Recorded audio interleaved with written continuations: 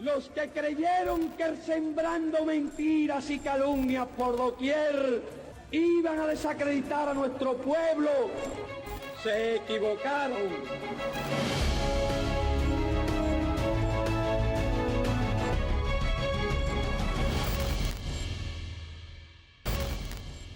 Este es un convenio, un contrato que se ha logrado entre ambas federaciones.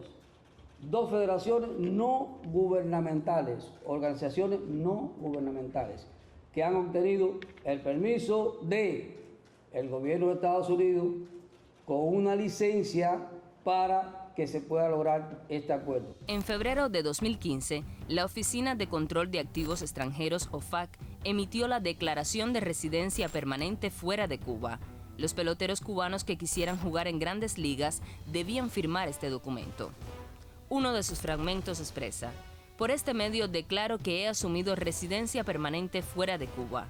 Además, por este medio declaro que no pretendo volver a Cuba, ni me permitirán volver. Por este medio declaro que no soy funcionario prohibido del gobierno de Cuba y no soy miembro prohibido del Partido Comunista de Cuba. Cuando este convenio comienza su negociación inicial, existía o existe todavía una regulación que aprobó el gobierno de Obama que permitía la contratación de personal cubano para desempeñarse en Estados Unidos. Aquí se incluía personal deportivo, personal cultural, y el único requisito que establecía la ley estadounidense era que el dinero que se iba a recibir propia de esa actividad profesional no debía venir al gobierno cubano. Bajo esa concepción, las grandes ligas deciden consultar a la OFAC sobre la posibilidad de iniciar una negociación con la Federación Cubana de Béisbol. Y la respuesta de la oficina fue que no se necesitaba una licencia específica, sino que las regulaciones generales permitían que existiera un convenio con la Federación Cubana de Béisbol siempre que el dinero no fuese para el gobierno cubano. Y como la Federación Cubana de Béisbol no era el gobierno cubano, tenían luz verde para iniciar esa negociación con Cuba. Las constantes presiones políticas de las diversas administraciones de los Estados Unidos, sus regulaciones y el bloqueo económico han incidido en que Cuba no reciba el premio monetario en diversas competencias internacionales. La más reciente muestra de la hostil influencia de Washington ha sido la decisión del comisionado de la Confederación del Caribe, Juan Francisco Puello, de negar la participación de Cuba en la Serie del Caribe 2021. Cuba no va a Mazatlán.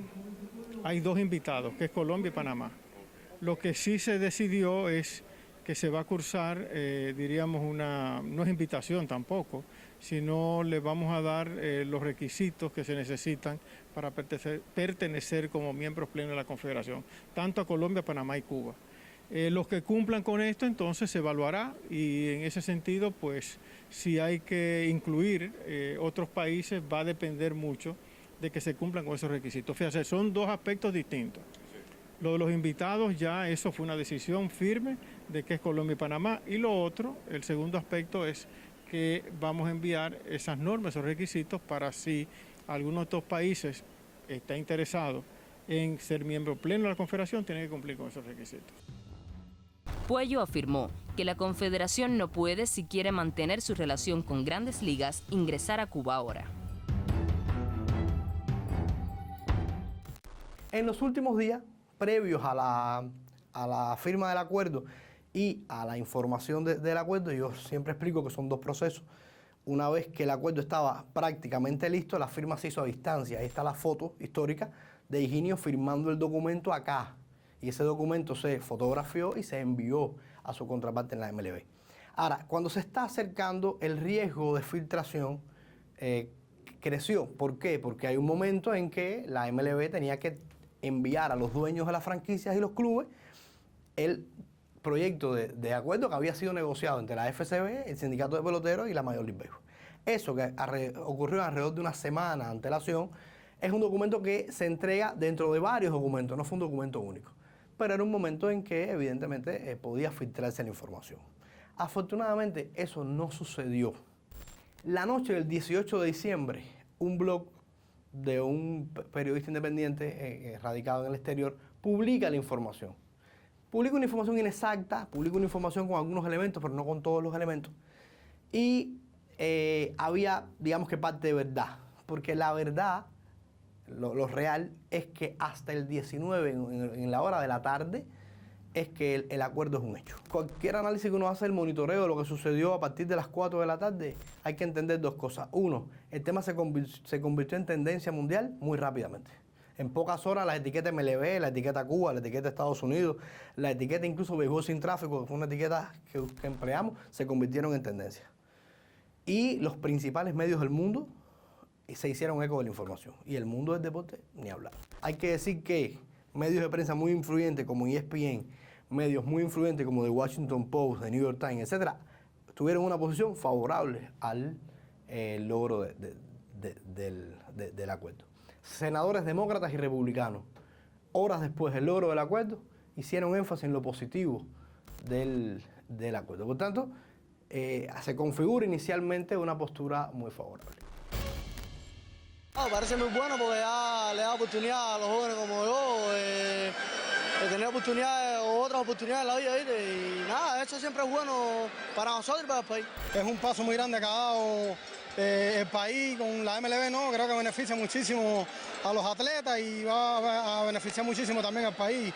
Yo creo que todos los atletas están demasiado contentos con eso y pienso que eso trae buenos dividendos. Pienso que individualmente le suba, cada pelotero que pueda jugar en el exterior le puede subir un poco más su nivel, apartando del béisbol de nosotros también es bueno.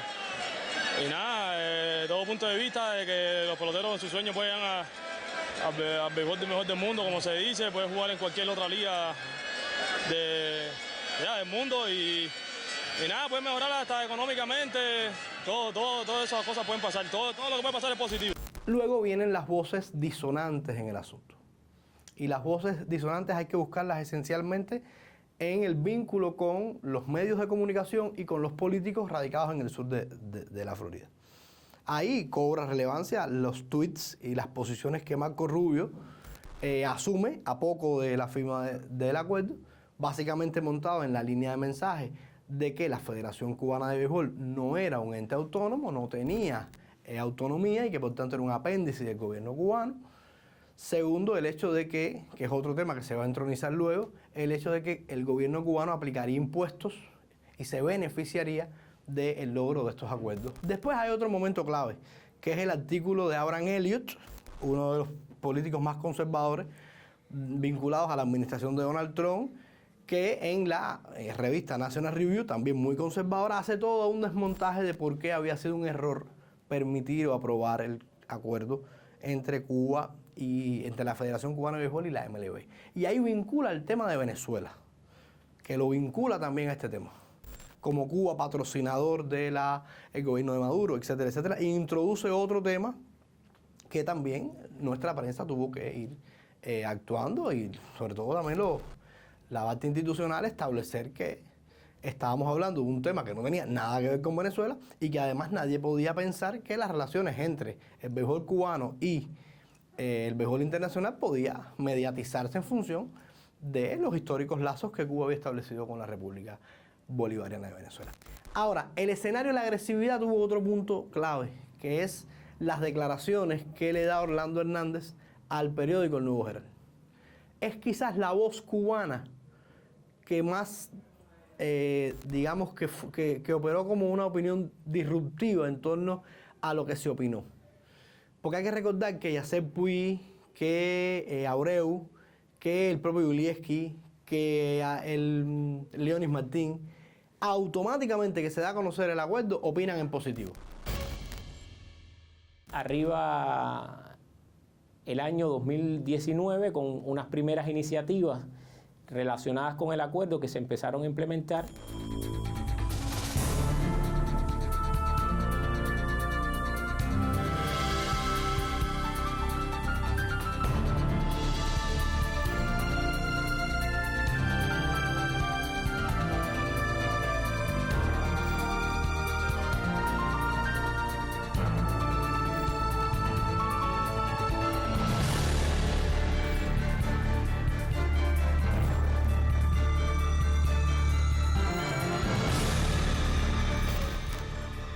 Y en abril se conoce la decisión del gobierno de Estados Unidos de truncar el acuerdo.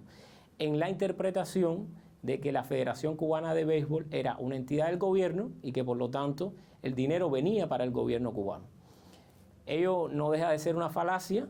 La Federación Cubana de Béisbol es una organización no gubernamental aprobada conforme a la Ley 54 en Cuba, que es la ley de asociaciones, inscrita en el registro de asociaciones del Ministerio de Justicia y funciona como cualquier entidad no gubernamental. Sus objetivos son la promoción y el desarrollo del béisbol en Cuba, y Estados Unidos conoce perfectamente cómo funciona una organización no gubernamental porque existen amplias organizaciones en ese país con fines no benéficos. Se hicieron muy fuertes en la prensa internacional las alusiones a que a partir del cambio político, a partir del memorando que Trump firma en la Florida, a partir de la directiva de política exterior que emite, era evidente que la política hacia Cuba había cambiado y que comenzarían a aplicar las medidas. Mira, suspender el acuerdo con la MLB era lo más fácil, probablemente, porque no estaba implementado aún, es decir, estaba iniciando su implementación, no había calado todavía. Por tanto, se fue de un plumazo. Y se fue de un plumazo en el contexto electoralista norteamericano y se fue de un plumazo en el contexto de que por algún lugar había que empezar, y una de las primeras medidas fue esa. El acuerdo, tal como se firmó, se suspendió. El acuerdo no se dio por terminado. Eso significa que el acuerdo existe, tiene vigencia y hoy solamente está truncado por una decisión política del gobierno de los Estados Unidos. Y el gobierno de Estados Unidos tendrá en algún momento que cambiar esa decisión y el acuerdo podrá vivir su plena implementación. El acuerdo existe y el acuerdo no se puede aplicar porque hay una decisión del gobierno de Donald Trump sobre causas y sobre argumentos infames de que no se emplee. La Federación Cubana de Béisbol ha manifestado en disímiles ocasiones que el mecanismo ideal, básico, para sostener la relación con la organización de las grandes ligas es este acuerdo. Y esa voluntad no ha cambiado. Es decir, la Federación Cubana de Béisbol entiende que ciertamente este es un buen acuerdo, es un acuerdo que se parece mucho a los acuerdos que tiene la organización de las grandes ligas con las ligas asiáticas, sobre todo la japonesa, la coreana y la taiwanesa, y que refiere los marcos generales que se aceptan en la contratación internacional y por lo tanto insiste en que ese es el acuerdo que se debe implementar. Eso que se logró es muy positivo y va a existir. Va a existir únicamente cuando el gobierno de los Estados Unidos tenga la voluntad de habilitarlo y de permitir que detenga el lugar.